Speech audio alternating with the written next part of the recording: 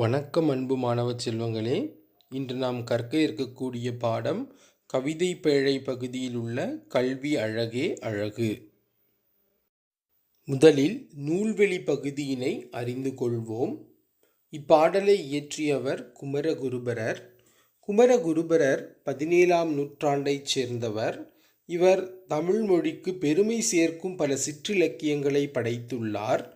கந்தர் கலிவெண்பா, கையிலை கலம்பகம், சகலகலாவள்ளி மாலை, மீனாட்சி அம்மை பிள்ளைத்தமிழ், முத்துக்குமாரசாமி பிள்ளைத்தமிழ் ஆகியன அவற்றுள் சிலவாகும்.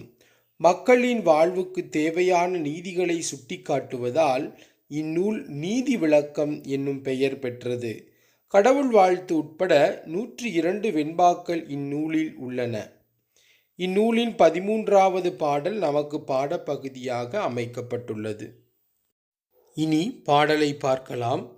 கற்றோருக்கு கல்வி நலனே கழனல்லால் மற்றோர் அணிகளம் வேண்டாவாம், முற்ற முழுமணி பூணுக்கு பூண்வேண்டா யாரே அழகுக்கு அழகு செய்வார். பாடலின் பொருளினை அறிந்து கொள்வோம்.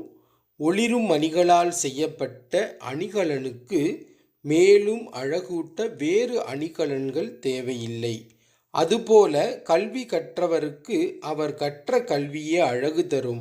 ஆகையால் அழகு சேர்க்கும் பிற அணிகலன்கள் அவருக்கு தேவையில்லை.